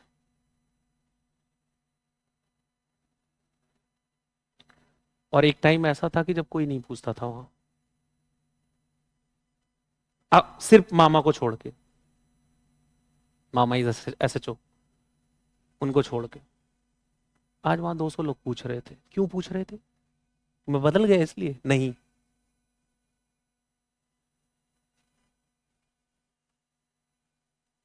ये कागज के नोट, दुनिया इसी की भाषा समझती है। दुनिया दो भाषा समझती है, एक प्रेम की भाषा और दूसरी पैसे की। अभी करंट में ज्यादा आपको कौन सा दिख रहा है? अग्री हो या नहीं? मैं कोई ऐसी बात तो नहीं कर रहा हूं ना कि कुछ बाहर की बात कर रहा हूं जो आपके समझ के परे हो। देख ही रहे हो ना, प्रेम की भाषा ज्यादा चल रही है आजकल। जैसे मान लो दो घर में दो भाई हैं, एक बहुत ही संस्कारी है, सुव्यवस्थित, सुसज्जित, सुसंगठित बंदा है, लेकिन इनकम जीरो है। एक बच्चा है थोड़ा सा गुस्सैल है, मतलब एंगर मैनेजमेंट, लेकिन इनकम बहुत ज्यादा है। किसकी रिस्पेक्ट होगी ज्यादा? मान रहे हो कि नहीं इस बात को, या देख रहे हो अपने आसपास? देख रहे होगे ना। बस मैं इसीलिए कह रहा हूं, मैं आपको इतना अमीर बनते देखना चाहता हूं कि तुम्हारे खानदान में तुमसे अमीर बंदा आज तक के इतिहास में पैदा नहीं हुआ हो। इतना अमीर, दिल का भी, पैसे से भी, दोनों चीजें। तभी तो ओवरऑल ह्यूमन बीइंग, अच्छे ह्यूमन बीइंग कहलाओगे। मतलब आसमान में होते होते पैर जमीन पे भी रहने चाहिए। इसलिए मैं आपको, तो मैं नंबर्स के लिए पढ़ा ही नहीं रहा हूं आपको। ठीक है, डिविडेंड से 5 नंबर का क्वेश्चन आएगा, आई एग्री। वो आप 5 में से 5 लेके आओगे, ये भी मुझे पता है। जिस दिन पेपर आएगा मुझसे बात कर लेना। बट आप पढ़ रहे हो लोगों की हेल्प करने के लिए। किसके लिए पढ़ रहे हो? सोसाइटी की हेल्प करने के लिए। जब आप हेल्प करोगे तो पैसा तो मिलेंगे ना। एक पर्सन करोड़पति था, उससे एक ने पूछा तुम करोड़पति कैसे बन गए? उसने बोला मेरे से जुड़े हुए लोगों को मैंने लखपति बना दिया, ऊपर वाले ने मुझे करोड़पति बना दिया।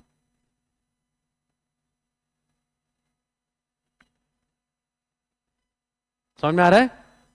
तो ये चीज, तो सबसे पहले सब्र करना है, और सब्र करने के बाद फिर अपने आप पे यकीन करना है, और यकीन करने के बाद फिर आपका सफर हो जाएगा बेहतरीन। सब्र, यकीन, और फिर सफर हो जाएगा बेहतरीन। ये स्टेप्स होते हैं आपको अगर किसी भी चीज में टॉप पे जाना है तो। कितने ताने, कितनी भी चीजें मिले, तुम अपने दिल की सुनो। तुम ये पूछो अपने आप से जब भी तुम्हें कि ये जो मैं काम कर रहा हूं, क्या मुझे मेरे ड्रीम के करीब ले जा रहा है, पीछे झोंक देगा? क्या ये काम मुझे वर्ल्ड क्लास बनाएगा, या क्या मैं अपनी लाइफ में एवरेज बन के मर जाऊंगा? पेरेंट्स को छोड़ दो, पेरेंट्स जो कह रहे हैं वो ठीक है, मतलब अपनी खुद की भी तो अहमियत होती है ना, कि हमें भी कोई चीज होती तो हम अपनी नजर में, कोई कहेगा तब नहीं करना, आपको इंस्पायर अंदर से होना है कि यार अगर मैं अच्छा नहीं कर पाया तो मैं क्या करूंगा। बॉयज मेरी बात पे बहुत विशेष ध्यान दें इस बात पे। तुमसे तो सीधा एक ही क्वेश्चन पूछा जाएगा, just shut up and tell me your income, ऐसे पूछा जाएगा। पूछा जाता है कि लड़कों के बहुत टफ होता है, देखा भी होगा, उनसे पहला सवाल क्या पूछा जाता है? फालतू की बातें बंद करो, पहले बताओ कितना कमाते हो, यही पूछा जाता है। इसके अलावा और बताओ, पूछा जाता है? इवन आप अपनी सिस्टर की शादी भी करोगे तो पहला सवाल क्या होगा? कड़वा सच बोलो, जो सोसाइटी में चल रहा है, क्या पूछते हैं पहले? लड़का क्या करता है? अच्छा, लड़का ये है, इनकम कितनी होगी? बेटा डेली बीएमडब्ल्यू खरीद सकता है। और वाह, लड़का तो बड़ा अच्छा है, देखा नहीं मिला नहीं, अरे बहुत बढ़िया होगा। और गर्ल्स को मौके कम मिलते हैं घरों में, और जो घर वाले मौके दे रहे हैं पढ़ने के लिए, मैं उन घर वालों को थैंक यू बोलना चाहता हूँ। क्यों? मतलब कम ही देते हैं। आप देखो, मतलब सीए करने के लिए अभी तो दे रहे हैं, बट पहले नहीं मिलता था इतना। मौका मिला है तो इसको इनकैश कर लो।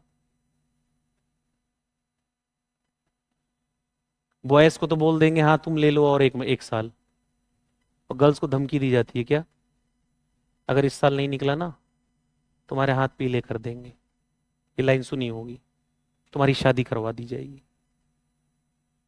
तो एफर्ट डालो, दोनों लोगों को कह रहा हूं, पूरा एफर्ट। 5 आउट ऑफ 5 मुझे एग्जाम में दिखना चाहिए। जैसे आज यहाँ स्क्रीन पे देख के सारे सेक्शन टक टक टक टक टक टक यहाँ बोल रहे हो, वैसे धड़ धड़ धड़ धड़ धड़ पेपर में लिखना है। अब अगर कोई सेक्शन पूछे सेक्शन 123, तो क्या बोलोगे? Heading declaration and payment of dividend, total topics 6 fix. Section 124 किसके लिए? Unpaid dividend account. Key point सारे याद हैं आपको? Investor education protection fund, key point सारे याद हैं? पैसा कहां से आएगा, कहां यूज होगा, अथॉरिटी में कौन आएगा, ऑडिट रिपोर्ट, एनुअल रिपोर्ट कौन किसको देगा, कब देगा, ये सारी चीजें। सेक्शन 125 अबेंस इन पेंडिंग, अभी पेंडिंग रजिस्ट्रेशन है उसका, तो किसको पेमेंट मिलेगी, वो सिचुएशन। सबसे लास्ट सबसे easy, punishment and penalties. Punishment दो लोगों पे, डायरेक्टर्स पे इन डिफॉल्ट वाले, और उधर कंपनी पे 18%, उधर 2 इयर्स तक की jail plus 1000 per day. Exception इसके कितने हैं? 5। देख लो, लोग कहते थे जब मैं बोलता था कि 2 मिनट में चैप्टर रिवाइज होता तो हंसते थे कि कैसे हो जाएगा 2 मिनट। क्या आप बिलीव करते हो कि 5 मिनट में पूरा चैप्टर रिवाइज हो सकता है? Should I tell you, should I show you, या फील कर चुके ऑलरेडी? कितने लोग बिलीव करते हैं 5 मिनट में भी चैप्टर रिवाइज होता है? हो सकता है ना? और फिर जब इसको थोड़ा सा और शार्प करोगे तो 2 मिनट में आ जाता है, थोड़ा और शार्प करोगे तो 60 सेकेंड्स का भी रिकॉर्ड बन सकता है। एक क्लास में 30 सेकेंड्स में पूरा चैप्टर रिवाइज करा दिया था, कितने सेकेंड्स में? किसी को यकीन ही नहीं हुआ। मैंने कहा अब एक काम करो, स्टॉप वॉच लगाता हूँ, तुम में से कोई एक ही स्टूडेंट करेगा। स्टॉप वॉच लगा, उसने 45 सेकेंड में आंसर दे दिया, पूरा चैप्टर रिवाइज मार दिया। उसको खुद भी यकीन नहीं हुआ कि मैंने बता दिया। ये कब आती है?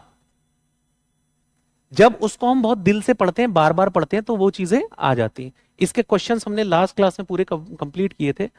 कुछ चीजें हैं Q&A की, और देख लेते हैं। ऐसे तो हमने इसके मेन मेन पॉइंट्स कर लिए थे। ये क्वेश्चन पढ़ना शुरू करो। Question number 10,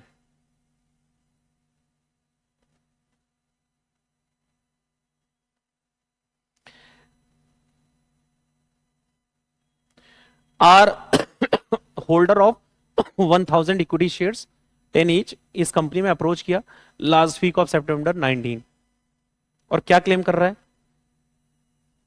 claim the payment of dividend. कितना कितना डिविडेंड का पेमेंट है? डिक्लेयर किया एनुअल जनरल मीटिंग में with respect to financial year. कब का फाइनेंशियल ईयर का है वो?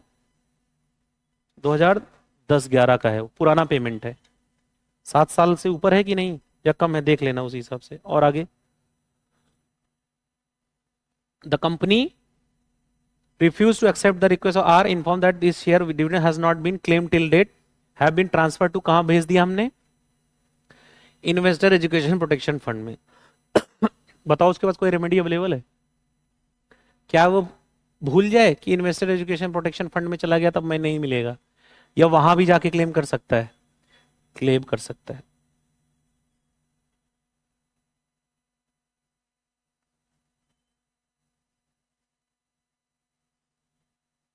इजी क्वेश्चन है, ट्रू फॉल्स का आंसर दे दो।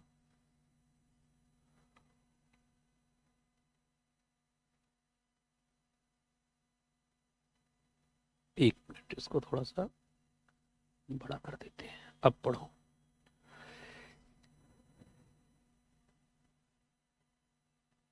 फर्स्ट वाले में क्या होगा? False. Second?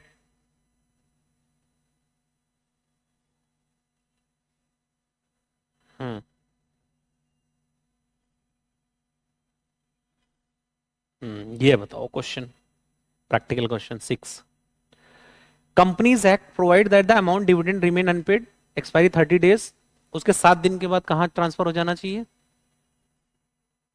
Expiry of such period if the expiry date 30, इतनी तारीख थी, decide the last date on which before the dividend shall be required to transfer separate bank account.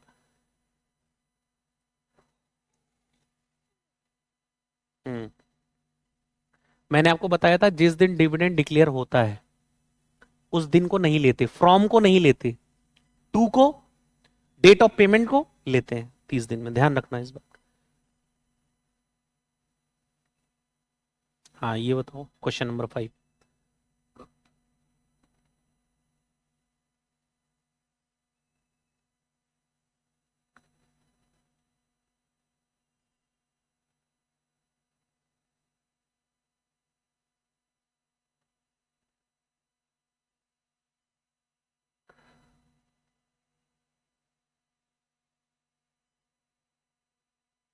The director of East West Limited proposed dividend 15%, financial year 17-18. The same was approved in the AGM held on 24th of October 2018. The director declared the approved dividend. ठीक है. The Mr. Binoy was the holder of 2000 equity shares on 31st March 2018. ठीक है. But he transferred the share to Mr. Mohan, or whose name has been registered on 18 June 2000, who will be entitled to above dividend? नाम कब registered हुआ है? 18 को। Dividend declare कब हुआ है? तो किसको मिलेगा? और डिविडेंड डिक्लेयर हुआ है ये 24 को, अक्टूबर में, और शेयर ऑलरेडी ट्रांसफर हो चुका था 18 जून 2018 को, किसके नाम पे? अब बताओ।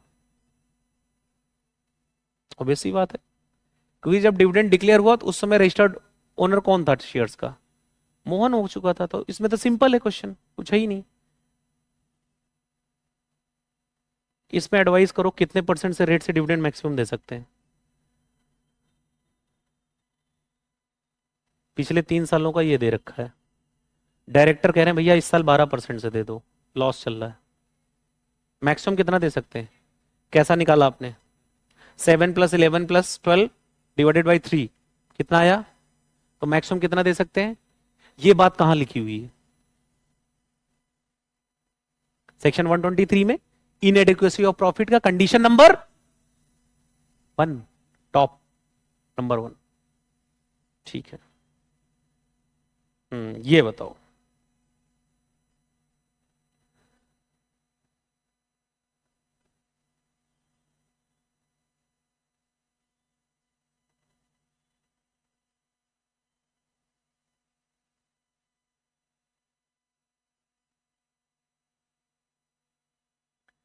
जल्दी से बता दो कौन सा सेक्शन क्लिक हो रहा है यहां पे?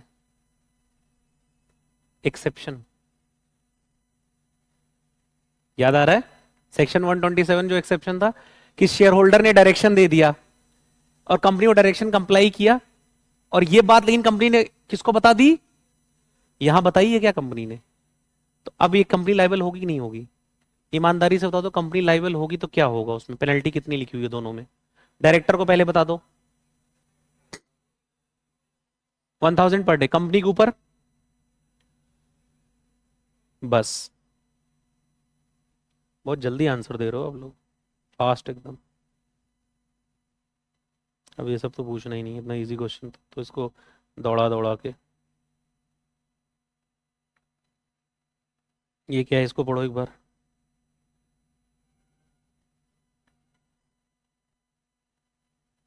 पहले तो ये क्वेश्चन का आंसर दे दो, फ्लैट आंसर, डायरेक्ट आंसर आ गया।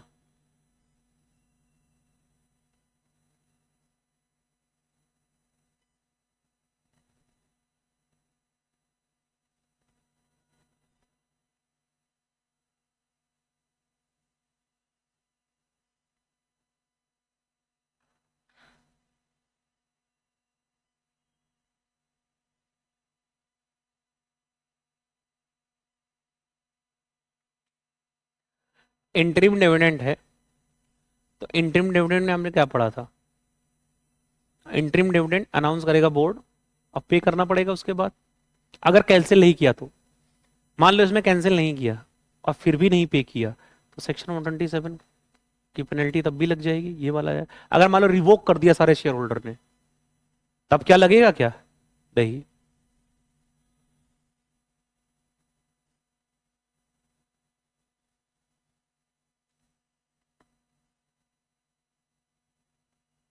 जैसे क्वेश्चन है, ये पढ़ो पहले question.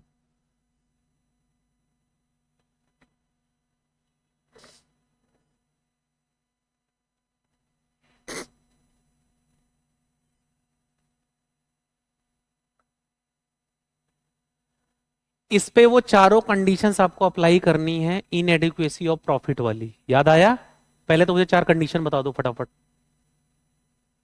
Average rate of dividend पिछले 3 साल से ज्यादा नहीं दे सकते, पहली कंडीशन। 2, कितना विड्रॉ कर सकते हैं? मैक्सिमम 10% किसका? जो पेड अप शेयर कैपिटल लिखा हो और फ्री रिजर्व का। सेट ऑफ कर लो, कोई लॉस वगैरह है तो डिप्रिशिएशन। लास्ट में बैलेंस कितना बचना चाहिए रिजर्व का निकालने के बाद? 10% से कम नहीं होना चाहिए। किसका 10%?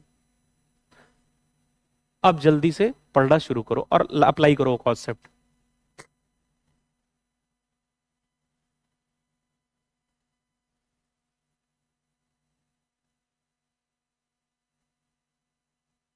Share capital, paid up share capital 100 crore, 100 lakhs। Reserves कितनी है? यही दोनों हमारे लिए काम किए। डिवेंचर रिडेम्पशन रिजर्व काउंट होगा क्या फ्री रिजर्व में? नहीं। लो ये लाइन पढ़ो, रेलेवेंट होगी क्या? अगर है ही नहीं तो कोई दिक्कत नहीं। क्या दे सकती है डिविडेंड? क्या ये कंपनी दे सकती है? लॉस चल रहा है तो दे सकती है। पहली कंडीशन एप्लीकेबल होगी, इनरिलेवेंट हो गई। पहले तो रिलेवेंट, क्योंकि साफ साफ क्वेश्चन बोला है पिछले 3 सालों में डिविडेंड नहीं दे, तो वो कंडीशन चेक नहीं करें। कंडीशन नंबर 2 लगाओ, निकालो।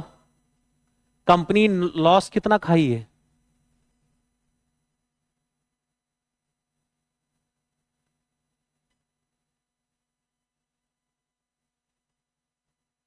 निकालो इसमें क्वेश्चन में। लॉस का ध्यान रखना, 20 लाख का लॉस है। अब कंपनी देना चाह रही है, करंट ईयर में लॉस है, तो हमने पढ़ा जब लॉस है तो भैया फ्री रिजर्व से दे दो, पढ़ा था ना।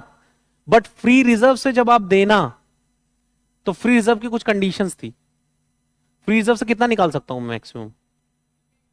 10%। 10% कितना होगा ज्यादा से ज्यादा? 15। समझ में आ रहा है?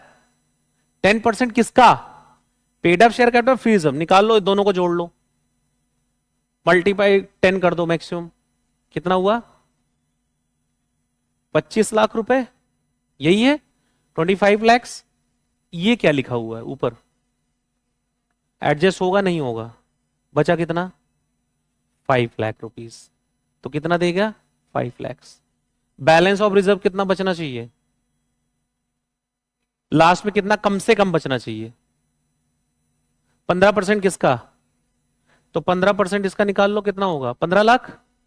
तो रिजर्व का बैलेंस तो वैसे ही बहुत बचेगा, इसमें से कम ही पैसा तो निकाला है आपने अभी, तो वो तो कंडीशन कंप्लाई हो गई। अब चेक करते हैं। देखो पहली कंडीशन क्या हो गई? Not declared, not applicable, irrelevant हो गई। दूसरी कंडीशंस देखो, जैसे आपने बताया, जोड़ लिया दोनों, 250 आ गया, और कितना आया इसका? 25 लाख। समझ में आ रहा है ना कैसे आया है? ठीक है। कंडीशन 3 अप्लाई किया, फिर आपने टोटल अमाउंट ड्रॉन एज कितना निकाला आपने? ठीक है। लॉस कितने का था? बचा कितना? 5 lakh. Hence the quantum dividend कितना दे सकते हैं मैक्सिमम? लास्ट वाली कंडीशन अप्लाई करो। एक्यूमुलेटेड रिजर्व्स कितनी थी? 150। कितना विड्रॉ कर लिया आपने? बचा कितना? तो paid up share capital company की है कितनी? 100 लाख, उसका 15%। कम से कम 15 लाख तो बैलेंस बचा होना चाहिए। बचा कितना है? बहुत बचा हुआ है, तो ऑलरेडी ये कंप्लाई कर लिया इस कॉन्सेप्ट को। समझ में आ रहा है? कितने लोगों को इजी लगा?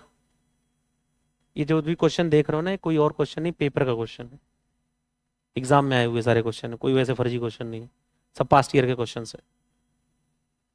समझ में आ रहा है कैसे अप्लाई किया? अब इसमें मेन लाइन क्या थी?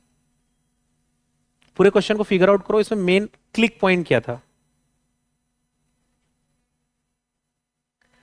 यस, इस क्वेश्चन में जो ट्रिकी पॉइंट था या एक सिंपल पॉइंट था वो ये था कि उसने पिछले 3 सालों को वो दिया ही नहीं था, और कंपनी ने मना कर रखा है, हमने दिया ही नहीं। तो अभी स्टूडेंट इसमें कंफ्यूज होता है, अरे एवरेज तो कैसे निकालेंगे, कितने के निकालेंगे?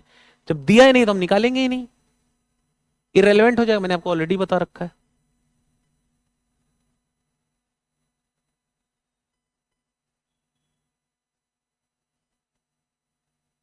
ये किया है आपने ये वाला? हाँ, ये बताओ। बोर्ड ऑफ डायरेक्टर्स, ठीक है, अप्रूव, एजीएम में अप्रूव हो गया।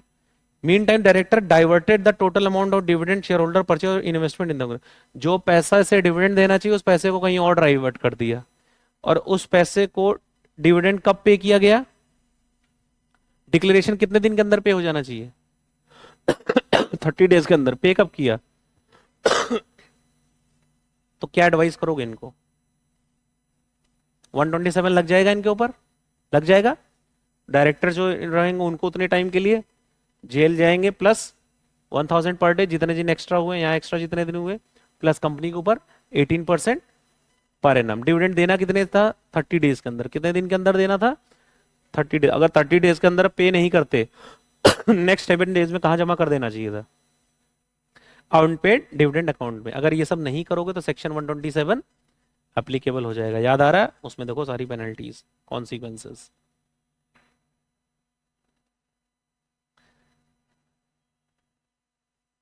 बारह।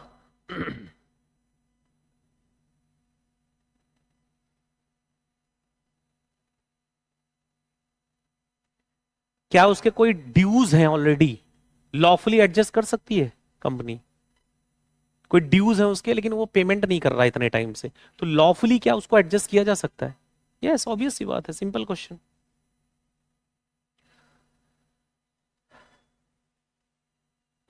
ये पढ़ के बताओ, देखता हूं कितने सेकंड्स में आंसर आता है आपका। The director of happy limited propose dividend 12%। Director कितना कह रहे हैं? 12%। ठीक है, द सेम वाज अप्रूव्ड, हो गया एजीएम में, अप्रूव भी हो गया। एजीएम हुई थी 20 सितंबर को। डायरेक्टर डिक्लेयर्ड अप्रूव डिविडेंड, ठीक है। फॉलोइंग दो सिचुएशन, सिचुएशन 1 2। सिचुएशन 1 क्या करे? Mister A holding equity shares value 10 lakh has not paid an amount of 1 lakh towards the call money. 10 lakh रुपए की फेस वैल्यू था, 1 लाख का भी पेमेंट ही नहीं किया इन्होंने। क्या इसको एडजस्ट कर सकती है कंपनी? डिविडेंड के अमाउंट से लॉफुली एडजस्ट हो सकता है? Yes. Point 2।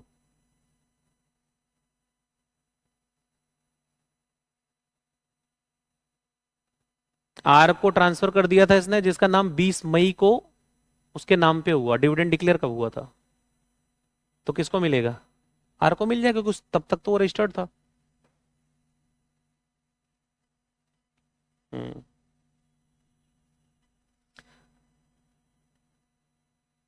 RST limited declare dividend at the rate of 20%।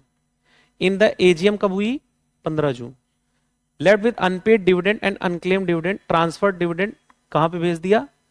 Unpaid dividend account. After remaining unpaid and unclaim more than 2 years in the UDA, some of the entitle made RST for non compliance of section 124 and claim for their unpaid dividend account.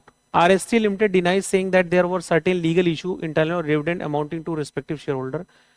State in the light of fact whether the allegation marked by shareholder claim for the dividend against the company. Section 124 का बात कर रहा है कि payment नहीं किया तो unpaid dividend account में वो पैसा जमा कर दे, तो उसके कंप्लायंसेस करने पड़ेंगे नहीं करने पड़ेंगे? तो कंप्लायंसेस करने, वही सारी बातें पूछ रहा है। 90 डेज में क्या होगा, 7 डेज में क्या होगा, पूरी कहानी।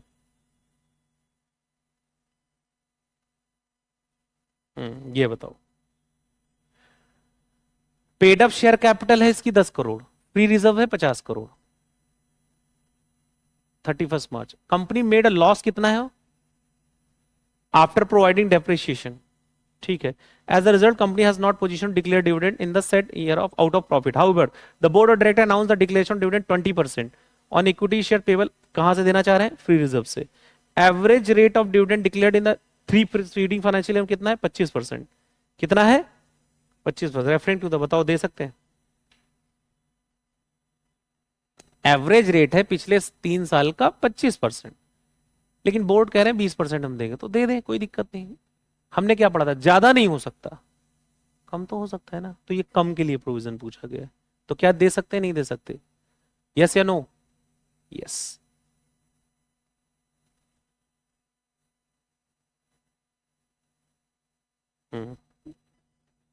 ये वाला पढ़ो 5। Vishal limited has paid consider every year 10% के रेट से हर साल डिविडेंड दिया लास्ट 5 years में।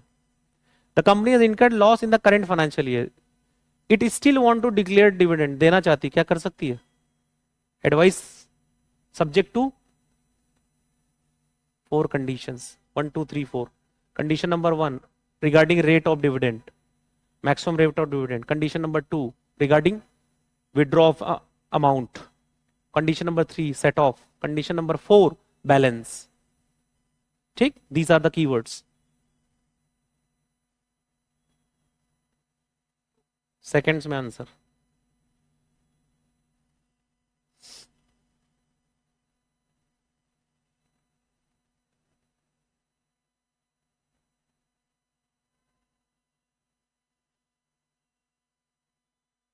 पंद्रह परसेंट दे सकते हैं, दे सकते हैं। 3 साल का एवरेज कितना आ रहा है? 15, तो 15 दे सकते हैं क्या मैक्सिमम? 15 के बजाय 18 दे सकते हैं क्या? 20 दे सकते हैं क्या? 10?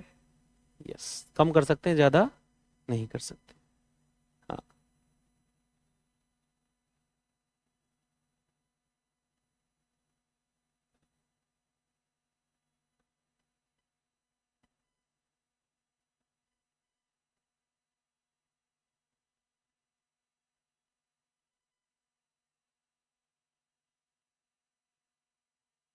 कंपनी ने बताया ही नहीं।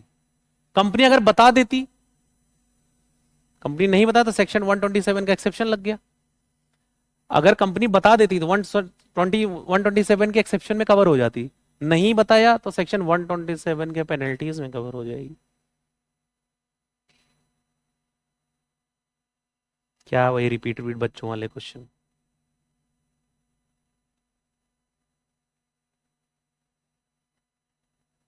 बच्चों वाले question repeat repeat. This is all about your dividend. खत्म हो गई पूरी कहानी डिविडेंड की।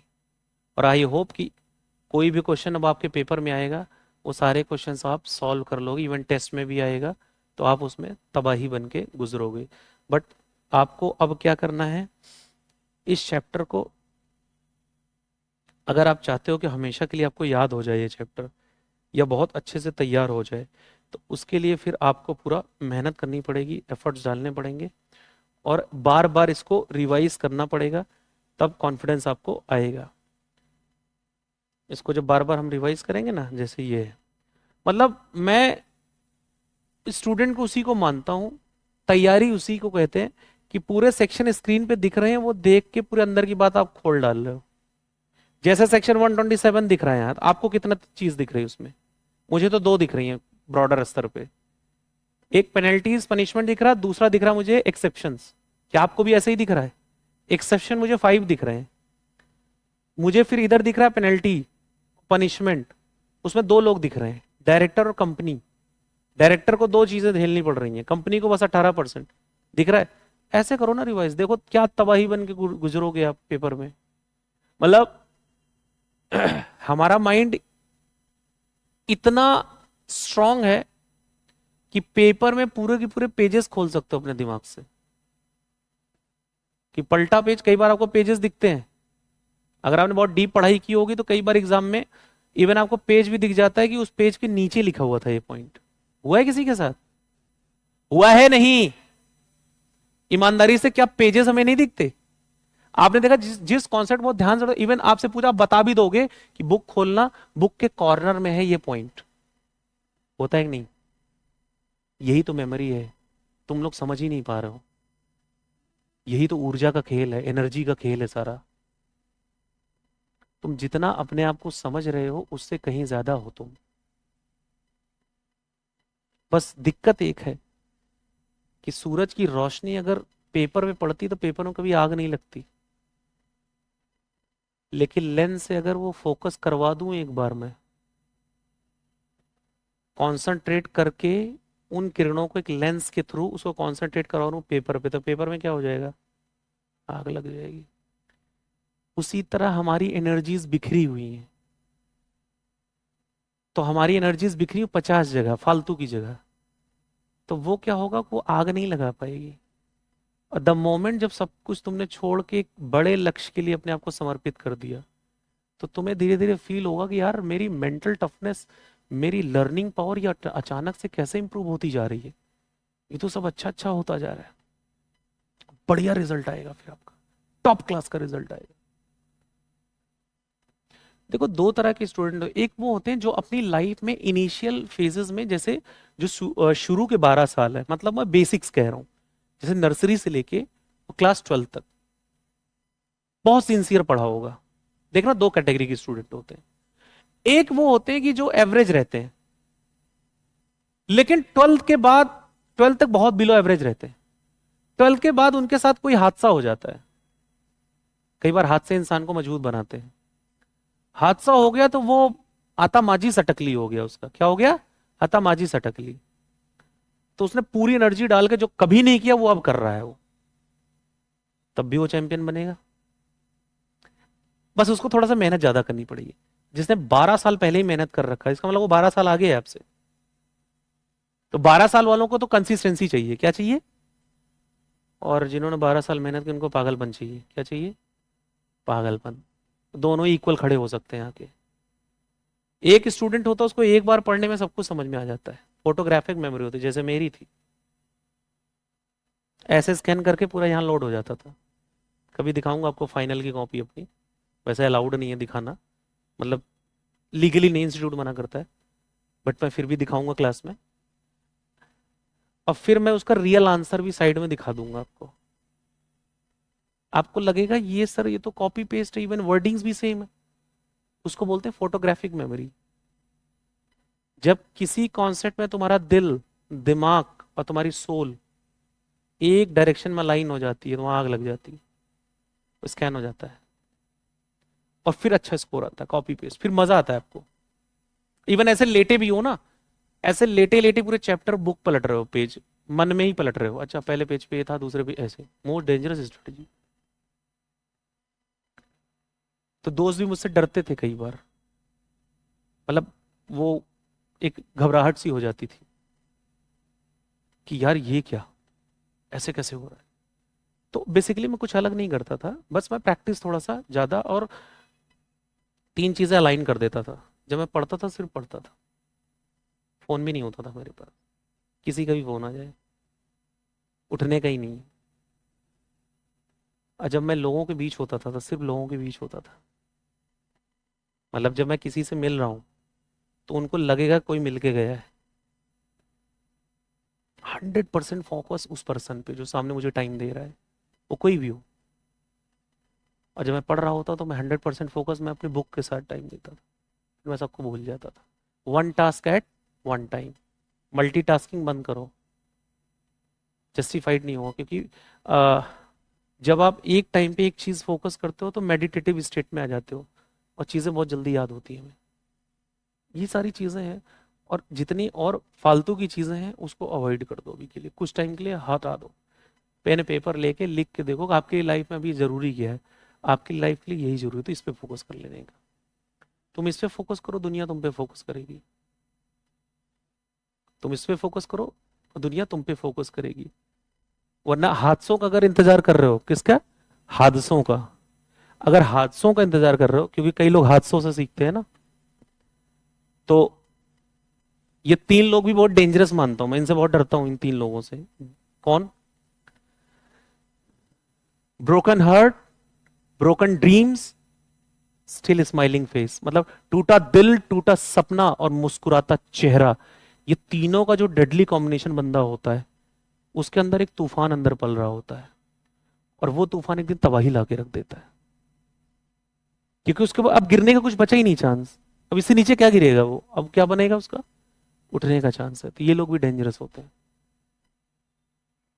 तो अपने पे भरोसा रखिए, कंसिस्टेंसी कभी मत भूलिए, जैसे आप खाना नहीं भूलते हो, पानी पीना नहीं भूलते हो, तो रिवाइज करने का 10 मिनट रिवाइज करने में क्या जा रहा है?